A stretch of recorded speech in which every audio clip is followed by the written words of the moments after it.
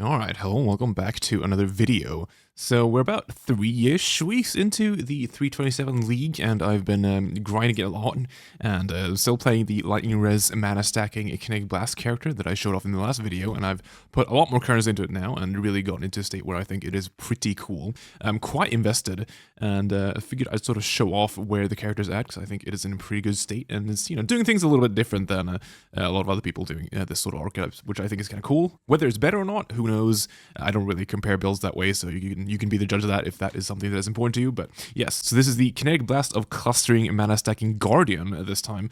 Currently sitting at around 100 million DPS per Kinetic Blast projectile and explosion, which I think is pretty good considering we are one-handing them.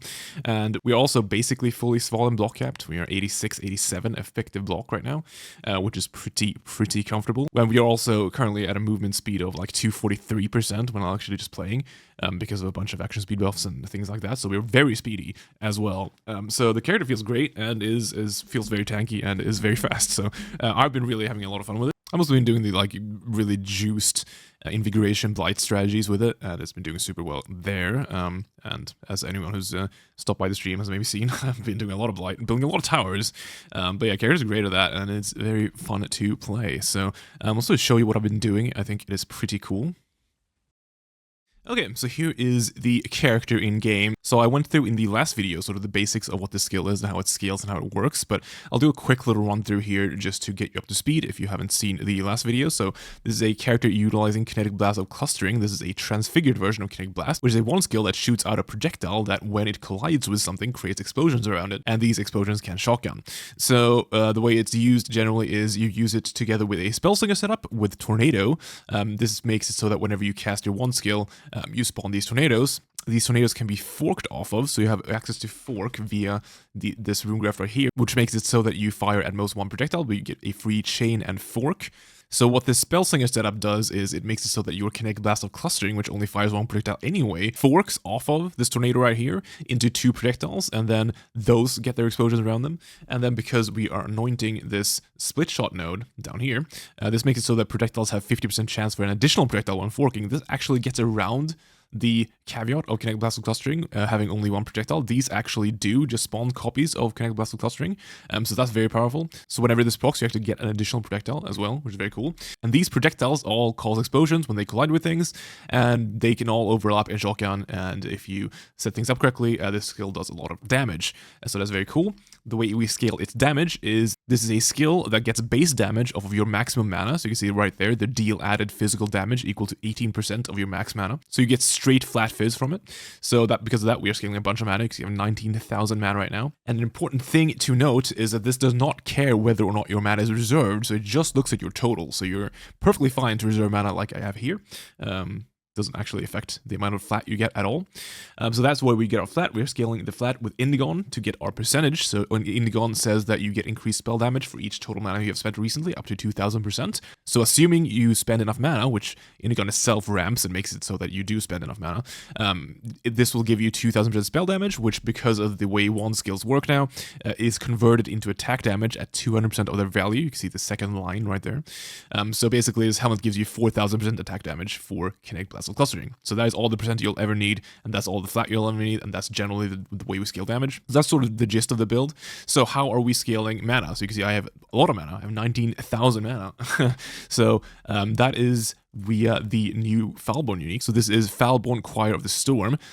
This gives you that line right there. Mana is increased by half of your overcapped lightning res. So what you do is you stack a lot of lightning res, and that gives you a ton of increased mana percentage. So what you see my character right now, I have 1,015% lightning res, so that is 925% over my cap since I'm max 90 all res. So that is like, I don't know, but what 460 or something percent increased mana from this one amulet. So that's pretty strong. And the way I'm getting all that lightning res is via the Adorned. So there are multiple versions of this build right now.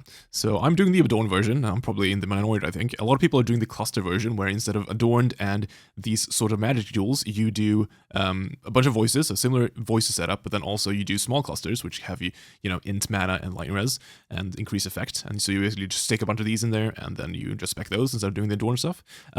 people ask me a lot about, one versus the other. First of all, I don't really do whatever you want. They are very similar. Generally, the gist of it is that the small cluster version gives you a lot more int, so you get more ES and you get a bigger hit pool that way, but you lose out on a bit of damage. You can scale damage quite a bit further with the Adorned setup than that, so if that is something you like, then you can do that. Either way, I think both are fine. Do whichever you like. I just want to do Adorned because I think Adorned is fun. I actually quite enjoy making these Adorned jewels, oddly enough, which I know some people don't, but I think it's quite neat, and I think it's kind of cool, this sort of small utility stuff you can get on Adorned implicits that will get scaled, which I'll go over in a little bit. But yeah, so I'm doing Adorned. So the way we are using Adorned is, if you're not familiar, Adorned gives you 100% increased effect of jewel socket passive skills containing corrupted magic jewels. So this is obviously if you get a max rolled one, there's a big range of this. But basically it doubles the effect of your blue magic jewels that are corrupted. So you can make use of this via really juiced up synth jewels that you corrupt. So here's the best one I made so far. So you can see that this has 3 synth implicits, and then I've corrupted a 4th mod on there. So the way you do that is you get a triple synth item with the good mods, and then you use a gilded fossil on it. This will add a 4th line to the implicits, and then you beast lock it, which gives you a hidden course lock on a magic item, and you check Vol Orbs until it corrupts that 4th mod, because it can actually replace the gilded mod on the item. So that gives you 4 good implicits, and these all get scaled by Adorned alongside the actual mods themselves there, the prefix and the suffix. So this gives you a lot of potential power out of single jewel slots. But mainly the way we're using Adorned, even if you just ignore the implicits, basically these jewels give you 40 max mana and then 15 lightning res. So this is really powerful because 15 lightning res, of course, becomes 30 lightning res with a 100% Adorned, which then turns back into 50% increased mana with its amulet, because it's obviously half of your overcap, right? So basically, lightning res on these jewels are 1-to-1 with increased mana. So basically, what you get out of one of these jewels, if you completely ignore the implicits, is you get 80 flat mana and then 15% increased mana as well. So they're very efficient, even if you don't have any implicit on them, which is quite fun. So you basically just want to make a bunch of these, stack them in a bunch of voices. It's a classic Adorned tree. You basically just get a bunch of sockets and you put these in there because they are very efficient and very good. So that's very cool. So that is basically where I'm getting most of my mana scaling, is just from these jewels and with the Adorned. Again, if you were to do small clusters, you would probably have quite a bit more ES than me, but you probably also have a bit less damage.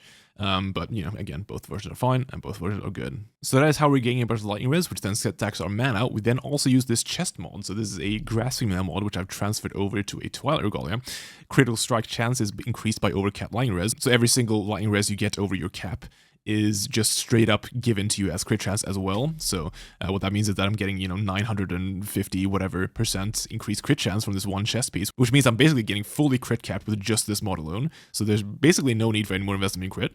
So that is very, very cool and very efficient. And if you're curious about how we are actually getting HP or Ender Shield in this case out of our mana, it is part of our Ascension. So I am doing Guardian right now, which we'll go over here in a little bit. Guardian has this Radiant Faith node, which grants you maximum Ender Shield equal to 10% of your reserved mana. So I'm reserving quite a bit of mana, so that is quite a bit of Ender Shield. And then we are stealing the Hierophant node of Sanctuary of Thought, which gives you 20% of your max mana as extra Ender Shield. So that is an additional way our mana scales are yes. So basically mana scales our hit pool in multiple ways, and then also scales our damage in multiple ways by giving it flat to Kinetic Blast Clustering, and also giving us crit via the chest mod. So now, as for the Ascendancy, you might have seen I swapped. If you were familiar with the last video and maybe followed the character a little bit, I was doing Hierophant. I think most people doing this sort of setup is doing Hierophant right now. So Hierophant's really good, of course, because you get a bunch of mana scaling things. But I had some issues with it. Not really issues to say, but there was just things I wanted to fix, and I realized that going Guardian is actually quite good. So I've been doing block on this character for a while. I see a lot of people dual wielding Grace of the Goddesses, and then just running around because there's a lot of damage. If you dual wield this, it's like more than double damage basically than having one. So that's very strong. I'm not doing that because I just kind of want to go fast. If you're dual wielding wands, you really don't have a movement skill at all. Like you could maybe do like some weird transfigured frostblink stuff, but I don't think that feels very good. And I just want to go really, really fast on this character. I've realized. So I decided to do a shield. And if you're doing a shield, you might as well do the full defensive block thing because block is very powerful and you're using a shield anyway. So you're using Svalinn. So Svalinn gives you lucky block, but cuts your maximum block a little bit. But it's very powerful for multiple reasons. So this is generally the basic setup I was doing even on the Hierophant, which I might remember is just Svalinn plus the one. The problem on the Hierophant was that it was really difficult to get attack block, and you had to invest a fair bit to even get spell block, and you had to use like a roomies for it even, which was quite a bit of investment to get block. Of course, the block is very good, so it was worth it at that point. But I realized that we can remove a lot of that investment by just going Guardian. So if you think about it, the actual opportunity cost of losing Hierophant is basically just the % mana you get from the 30% increased maximum mana node, the Divine Guidance, right, on Hierophant, and then the small nodes, which give you like another 16 or something. So it's like 46% increased mana, which is like obviously quite a bit, but it's not the end of the world. You're also missing the min charge node, but I sort of thought about it and I realized that that node, since we now have this crit overcap mod on the chest piece, power charges are worthless because I could just remove my power charge and still be crit capped with this amount of lightning res. So that part of that node doesn't do anything. And then if you just get a normal way of generating endurance charges that's reliable enough, then suddenly that node, all it does is give you +1 endurance charge, which while not bad, is certainly not very efficient for a full ascendancy point. So basically just by dropping Hierophant, all that cost me is, 45% increased mana. Which, is a fair bit, but what we gain is quite big. So, yeah, you gain this node, which is quite big. So Bastion of Hope classically gives you just a ton of block. So this gives you 25 attack block, which solves the entire issue with having to find attack block on a Templar. It's very tricky because you have a bunch of good spell block nodes over here if you want to take some points, but attack block is difficult to come by because it's all like down here basically on the tree. So you'd have to like either do impossible escape stuff or like anoint, like this node for example. And obviously like anointing things that's pretty high cost because like this node right here is like a given, like we need to take this somehow. So either you anoint that or you have to use impossible escape over here, and that's a jewel slot you have to use up, and then passive points. And yeah, basically it's a big opportunity cost doing that stuff. So just getting it over here is really nice. So attack block is really nice, and then we're also getting a big chunk of spell block, which combined, this lets you completely drop the Rumi. So I was using Rumi's Concoction as the unique flask on the old setup. Guardian lets me fully block cap, so I'm 86, 87 effective block on this character right now with this up. And that lets me use a different unique flask, and then we can throw on Dying Sun. So Dying Sun is actually, I've been really impressed with this. I thought this wouldn't be that great, but then I tried playing with it, especially in the content I'm doing, which is like these really juiced blights with mobs everywhere. This flask is really good because it's up all the time because you're always killing things, and the AoE doesn't do anything. You're not really using it for the AoE. By scaling AoE, you both scale the size of the explosions and also the radius, so they get further apart while also becoming bigger. So the amount of overlaps isn't that hugely increased by actually scaling your AoE, at least not as much as you might think. It would be really broken if it wasn't. But yeah, unfortunately, it doesn't quite work ideally for that. So the AoE part of this is pretty negligible, I would say, but you're basically using this for the 2 additional projectiles. You might have noticed that before on this tree looks very different from before. I think this right now is probably the most efficient it's been. Before, I would take the Wand Mastery for the additional projectile. If you're not familiar, additional projectiles interact with Kinetic Blast clustering in a way where they turn into additional explosions.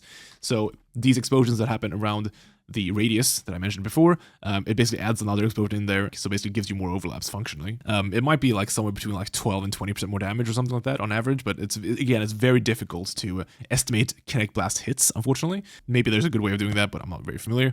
But yeah, I used to take that as a mastery right here. I ended up dropping that because I just need to save points, because this pathing requires a bit more investments, so I had to drop some nodes over here. So I'm basically getting no extra projectiles for my tree right now. You're doing noticeably more damage with this up versus it down, so it's very nice. So this is really actually a noticeably big damage boost using this flask. So yeah, I can do that now while still being fully block capped with a Svalinn, so that is very neat. That is one part of the Guardian that's really good. So if you're curious how we are proccing Bastion of Hope, obviously the attack part of it is pretty obvious, right? You're attacking all the time anyway, and you're shield charging around, that's an attack. As for the spell part of it, that is something you need to solve, obviously. Luckily, I was doing this already, so my movement skills have always been shield charge and frostblink. If you've leveled a shield character, you probably know this combo. You shield charge and then you frostblink at the end to sort of animation cancel and go even faster. So I've just always been doing that to move around anyway, and of course, Frostblink is a spell, and I'm basically using it off cooldown all the time, so just moving around, I'm just doing this. And yeah, basically those two buffs are just always up, so very reliable uptime, like no problems there whatsoever, and yeah, you can just rely on this to give you straight up 25 attack and spell block, so very powerful. As for the other Guardian benefits, we're again getting Radiant Faith. This is of course the node that we were Forbidden Flesh and Flaming before, so now we can just spec it, and then we obviously Forbidden Flesh and Flame the really good Hierophant node, which is Sanctuary of Thought. This is the thing that gives you a bunch of ES for your mana, so you basically just steal the other one while naturally specking this. And then the final node, we are getting Reservation Efficiency here. This is quite nice because we can fit a bunch of auras in actually, which we couldn't do before. You can either use this to fit in Purity of Elements, which I think is quite nice, alongside your Purity of Lightning and Spell Spellslinger setup. So Pure Development, of course, gives you full aim immunity, which is pretty comfortable, and also gives you a bit of lightning res, which scales your mana and gives you damage. So it's not a bad aura. I was using that for a while. Right now, I'm using this reservation in order to fit in Herald of, this should be Purity. I'm currently using Ash because I think it's funny with explosions, but you should just put Purity in here. It's just better. It's like, 6% better or something than Ash. Ash explosions don't really do anything. They just look fun, but that's what I have right now. But yeah, I'm using it to fit in Herald of Purity, which is what this should be, and then Flesh and Stone. Flesh and Stone is quite nice. Gives you either a bunch of DR or some damage.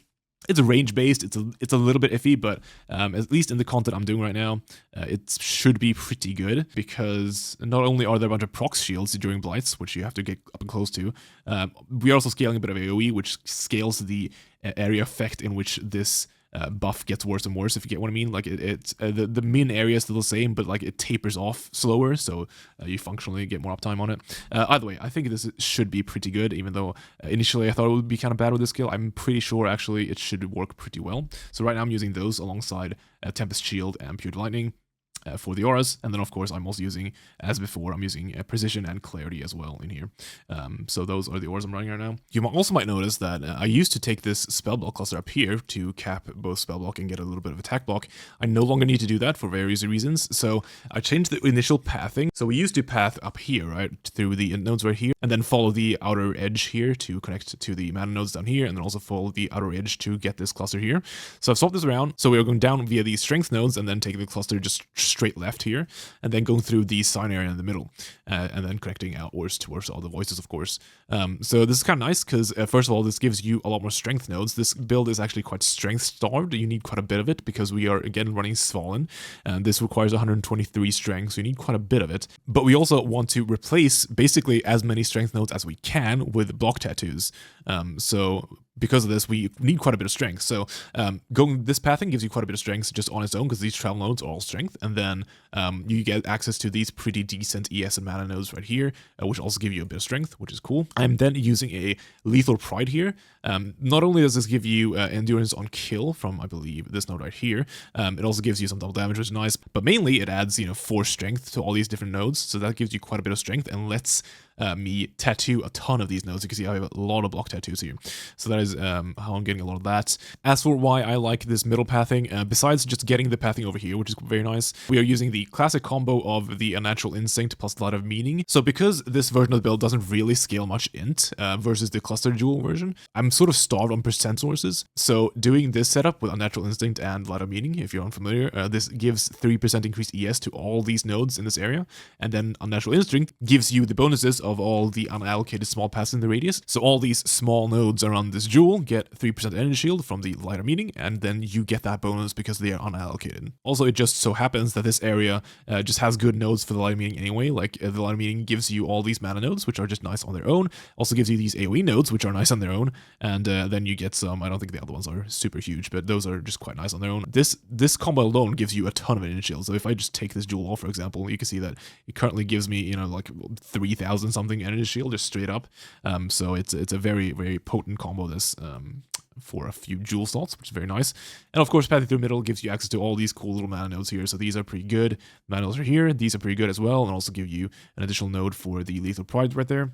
These nodes are just pretty good in general, and yeah, you want to path out like this anyway, because there's jewel slots here. Jewels are good, and of course, pretty close access to the cluster slots for the voices. This character also has endurance charges and frenzy charges. Right now, I'm not doing any like pure single target endurance charge generation on the character because I'm just not really doing that content, so I didn't really feel necessary.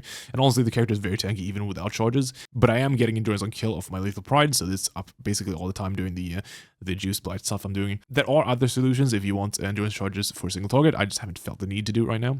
But frenzies are up no matter what. So I think my solution for frenzy charge generation is actually quite efficient. I'm pretty happy with it. So first of all, for single target on like bosses and things, we have this rune graft right here. So you can see the prefix right there has a 5 to 10% chance to get a frenzy charge when you hit a unique enemy.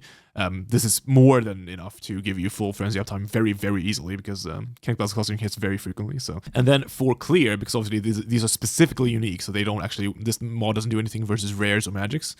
So for clear, you kind of need to solve that still. So the way I solved it is that Svalinn has this last line of text, this hidden last line of text beneath the lucky block text. Trigger a socketed elemental spell on block with a 0.25 second cooldown. That's actually very good, especially when you have this much block block as this character does. And the way this interacts with Frenzy Charge generation is I'm using it with a level 1 Cold Snap.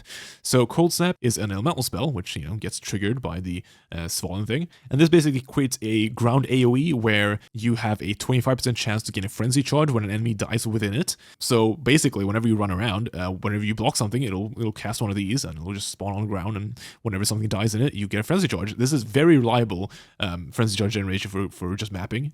So I quite like this, because the only opportunity costs you are using here is 1 socket and then the prefix on your Graft, which that's not very high. I mean, you get like 13 multi or something on there, I think is what I had before, so, you know, that's not nothing, but it does not cost very much to get this going, and you get full single target frenzies and clear frenzies. What I used to do was take this Mark Mastery, because obviously one of our curses is Sniper's Mark, so you take the Mark Mastery for Frenzy on hits, which obviously works, but that's 4 points, and this tree is very tight right now. I can't really, like, that's a big cost, basically, because I mean, 4 points for one is like that's at least a jewel slot, right? So that's a big percentage there, at the very least, and maybe it's even better than that if there's some cool utility stuff you can do. So yeah, I'm pretty happy with the Frenzy Charge generation there. It's pretty slick.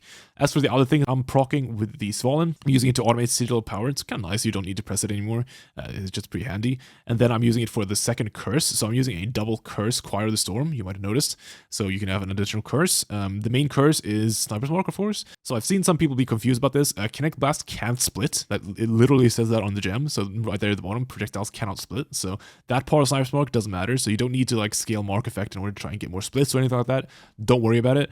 Your projectile can't split, but you're basically just using Sniper's Mark in order to make the enemies take 33% increased damage. So it's basically like giving you an extra shock on an enemy. But yeah, so the second curse, I'm using Conductivity.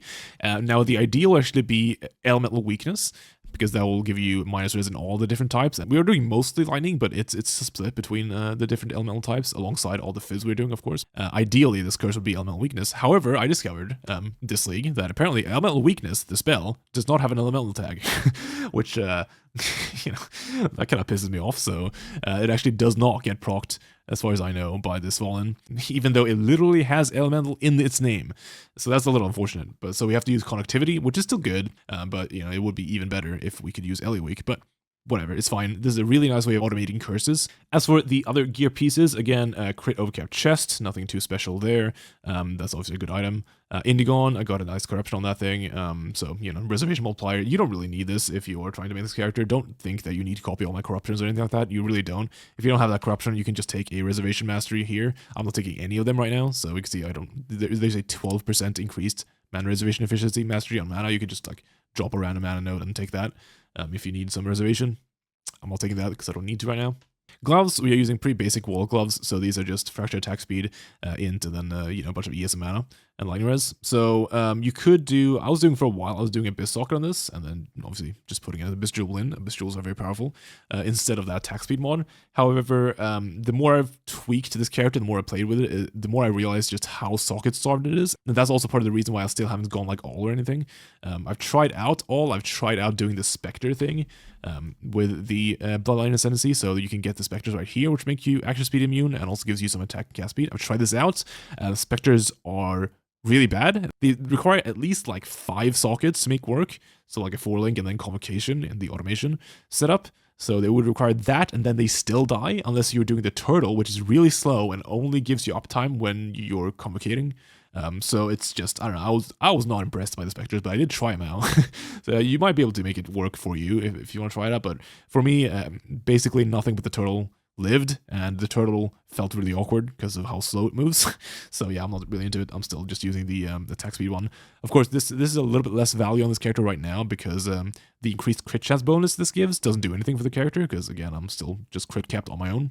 But it is still a 35% increased attack and cast speed node, so, I mean, that's never bad. I might swap that out for something else, definitely a effect slot. You could do, like, the breach node for DR, that could be pretty good. You could do all again, but then you have to drop a bunch of sockets, which, again, I think is very difficult right now on this character. So that is why I ended up dropping the Abyss socket on the gloves and instead going for a fractured attack speed mod on there. Otherwise, it's like a lot of the gear is basically just like flat mana and then big res roll tends to be what these look like. But yeah, that's what the gloves look like. For the implicits, you get rage on there for sure. I'm currently using lightning exposure on hit here. It pobs the best. You could also do conversion. I might do that eventually. It doesn't pob the best, but I think it probably is quite efficient because it would scale your shocks more, which is good. But yeah, for now I'm just doing exposure. For the boots, these are pretty fancy boots. I'm quite happy I made these. So these are elevated tailwind, elevated onslaught, elusive boots. So it's been a while since I got to play with these. Obviously, I've been playing Rage Vortex or Berserking for the last couple of leagues, and that thing does not scale with action speed. So I never had a reason to use these. But this skill certainly scales the action speed, and these boots make you go fast. So you can obviously do synth boots, you know, synth onslaught boots. There's a pair made this league that are really good. That'll give you more, you know, straight up power. It'll give you bigger numbers than these for sure. However, these make you go really fast, and are still very good. So yeah, you can see I have elevated Tailwind, Onslaught, and then a tier 1 res roll for the lightning res, and then for the prefixes we have Elusive, tier 1 mana, and then the Unveiled move speed and move speed if you haven't been hit recently, which is very good as well. I'm super pleased with these boosts. I think they're very cool, and they make you go really fast, so that's very fun. The move speed on this character, when you just zoom around with a shield charge and frostblink and running around, it feels really nice. So as for the ring, using a reflected helical, I'm trying to get a better one. I'm working desperately to get a 4-mod reflection, but it's been very hard. But for now, I'm doing this. All res, lightning res, and int are the core ones you want. Weapon, Grace the Goddess. This character, there's no singular weapon that beats Grace the Goddess. You can't make a Mirate weapon for this character that beats it. Just straight up, it's too much damage. Once you start getting into these like really high mana numbers, like this thing just gives you infinite damage basically. So yeah, this is the thing you're running if you're running this character likely. But yeah, it's very good. Otherwise, it's a Mage Blood build, nothing too crazy. Mage Blood, some flasks. We're using a Bismuth, and then I'm using a Topaz, Quicksilver, and Silver. So Quicksilver, I'm basically using every single Mage Blood build. I don't think I'd ever drop Quicksilver, just out of principle. It's too good. You get a bunch of move speed. I am using Silver Flask. I have been pretty negative on Silver Flask in the past, but for this character, I think it's quite good. There's no real good options for a 4th Flask anyway. You could do some armor scale and stuff. I do have like 12k armor on this character, just incidentally, from Radiant Faith here, granting you a bit of armor from your reserved mana, and then you can use a flask suffix to scale that further, so it results around 12k armor, which you'll see in the POE thing. So you could do some sort of Basalt or a Granite Flask if you want to, but personally I think the Silver Flask is really nice. And then the Topaz Flask and the Bismuth are pretty explanatory. We are stacking resists. These give you resists. That's very good. I'm currently doing the Reflect craft on this. That is because I'm doing risk maps in my strategy for farming, and those can of course run Reflect, so I need Reflect immunity somewhere, so this is how I'm getting it. If you're not doing Reflect maps or not doing risk maps, then you can just replace this with probably % armor is my favored suffix to put on there, but you can also do like Curse Effect or anything that's good. And on this one I'm doing Freeze and Chill, so this is part of how I'm getting ailments protection. So you could do Pantheon for some of this, but the Pantheon, importantly, this Pantheon right here, which actually shouldn't have sucked, I should have Slayers on. But this Pantheon does not give you chill immunity. It gives you 50% reduced effect of chill, but it doesn't make you immune to it. And I find chill to be really annoying even with this Pantheon, so I decided to just use a flask suffix for it, which obviously frees up this Pantheon as well. I should be taking this. I just forgot to click it. But yeah, so freeze and chill immunity here, that lets you pick that Pantheon. And then for the other ailments, ignites aren't that big of a deal, in my opinion. We have 90 max fire res and also a big pool, so I just don't really notice ignites at all. As for shocks, we're of course doing a Tempest Shield for the spell block and also for the shock immunity, so that's where we're getting that. So not full ailment immunity, I don't think it's necessary, but you can always do the Purity of Elements setup. You'd probably swap out the Herald and the Flesh and Stone and then go Purity of Elements, and then you'd get a bit more mana, and you'd also get full ailment immunity even for like alt ailments, which is kind of nice. So that is a way to go, but I decided to do this because I just don't think you really need it right now. Alright, so here we are in POE. This is the current state of the character. This, of course, it will be in the description if you want to look at it. So, currently sitting at 101 million DPS per Kinetic Blast projectile. I, again, don't know how to estimate the hits here, so I've just left it as is. I would guess it's like somewhere between 2 and 3 hits on average on most targets, but I don't know, and I'm not going to pretend like I do. But yeah, that's the per projectile, which is, I think, quite good, given that we are not dual wielding. You can see that if we were to dual wield, this would go up to, nearly 200 mil. As for defensively, you can see that our hit pool is pretty good. It's not like the hugest number in the world, but I mean, this is plenty tanky enough. And this is also with Blood Stance on. You can go even tankier if you want and go Sand Stance. I just figured probably wasn't necessary, but yeah, you can do this if you want to. Yeah, and you can see that we are effectively block capped in both, 86, 87. Not quite attack block capped, but I mean, very, very close. And here's the amount of armor we're gaining, just sort of incidentally from just purely the Radiant Faith node and a % armor suffix on the flask. So it's pretty good, actually. I mean, 12k armor, it's not a massive amount, but it's not nothing. It's it's a somewhat reasonable amount of armor to just get for basically free, which is kind of cool. Foulborn Choir of the Storm isn't fully supported in POB yet, so I've sort of removed the overcap mod from the actual neck itself, and I just moved it over here because there's some wacky stuff going on with that amulet in POB right now. So this is just going to be here for now until they add proper support or fix whatever is buggy with the Foulbone Choir in POE. But yeah, this is how much percent I'm getting. If you're curious how you get this number, you basically just scroll down to your resists, you go into your line res, and you see this parenthesis number. This has already subtracted your baseline res, so this is already your full overcap. So you basically just take this, divide it by 2, and round down to the nearest whole number, and that is what you get. So this amulet is currently giving us 462 increased maximum mana, so that is quite strong. Otherwise, nothing too crazy. I don't think I've clicked anything super wild. I'm assuming a 20 shock, which I think is pretty fair. Might be higher, might be lower, but I think that's all right. So yeah, that is the general gist of this POB. You can look at it further with the link in the description. As for the rune graft I'm using the Jolt graft, so this is quite powerful. This gives you a buff whenever you crit an enemy that stacks up to 10 times. If you have the +4 to level skills used by this graft suffix onto your graft itself, this makes it so that every jolt gives you 30% more max attack damage and also gives you 1% increased damage taken. So you do take more damage with this. In total, you take 10% increased damage, but you also get 30% more maximum attack damage. It's not actually as huge as it might be with a normal lightning damage skill, because normal lightning damage has really big ranges, right? And more maximum is always better when you have a massive range between your min and your maximums. However, it's still fine, it's still good, a bit of damage. But most importantly, you also have the additional suffix there on the jolt itself that makes it so that jolt granted by this graft grants 4% to critical strike multiplier. So not only does it grant 30% more maximum attack damage, but now it also grants 4% increased crit multi. So that's very powerful and is definitely worth the thought. Important thing to note with jolt, if you're in the business of getting reflect immune, increased damage taken stacks additively with things like this reduced reflected damage taken. So what that means is that if you take this 55, which is max jolt for this craft, right, and you multiply into the flask effect here, what that means is that this flask alone gives you 107% reduced reflected damage taken. What that means is that if you have this flask craft and the jolt on, when you get max jolt stacks, that's 10% increased damage taken. So you take 107, then you negative the 10%, right? Because these are additive, right? So that means that suddenly you are actually taking 3% of your reflected damage. So basically, if you're doing Jolt, this flask is not enough. That is why, together with Jolt, I'm actually running the minor pantheon here for Soul of Yugol, which gives you 50% reduced reflected damage, which again is also additive with all of this. So these two together will counteract Jolt for you. If you happen to run into a map with Marked for Death and Reflect, Marked for Death will again be additive, so that'll add an additional 50% increased damage taken, which will then make it so that you take reflected damage again. So whenever I get one of those maps, I just remove the Jolt graft and it's fine. Those maps are very rare, even when you play with Risk. I get like one every 3 days or something, and I play a lot, so it's they don't come up very often, but that is what I do. I just remove the graft and it's fine. As for the other graft, I'm using the tool graft for Dance in the White. This is pretty, I'm just going to say it straight up because I'm pretty sure everyone is aware of this. There's a bug with this graft. So you see that last line right there, Dance in the White, used by this graft, has +1 to maximum tornadoes. This applies to your regular tornadoes as well, which doesn't seem intentional, but is very fun. So what that means is that when you have this thing on with that mod on it, when you spell sling a tornado, 2 tornadoes spawn, and your spell will chain and fork off of both of them. Or has the ability to anyway. So it's a fairly large DPS increase single target, and also just feels really good. So they haven't fixed it yet, and we're quite a ways into the league, so hopefully it just stays. I think it's pretty fun. Because of the way that works, this is basically a given. You probably always want this with this build. It's just very noticeable and very good, so you want that suffix on there for sure. And then, of course, as I mentioned, the other thing on this is that Frenzy Charge mod when hit. Is that Frenzy Charge mod when you hit a unique enemy, which is very good. I believe these two, I believe that is a very rare, mod to hit, so I'm not sure how many of these actually exist with both those mods, but yeah, that's what I'm using, so that's very good. But yeah, I would definitely prioritize getting that +1 maximum tornado. It is noticeably good. But yeah, that is the state of the character right now.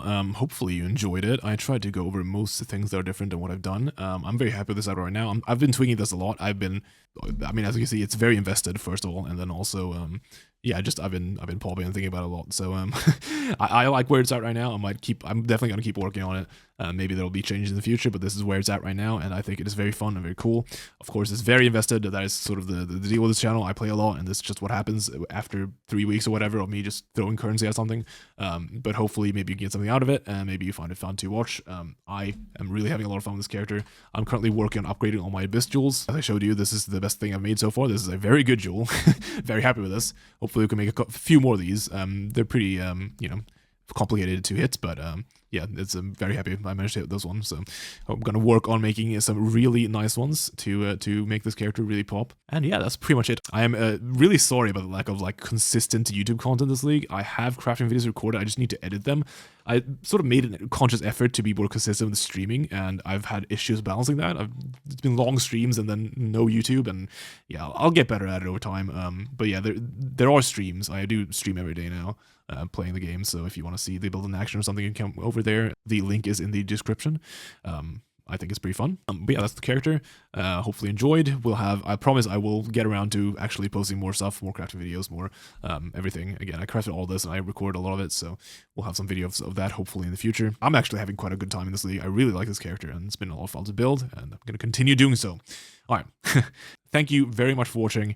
I appreciate it, and I will see you in the next one.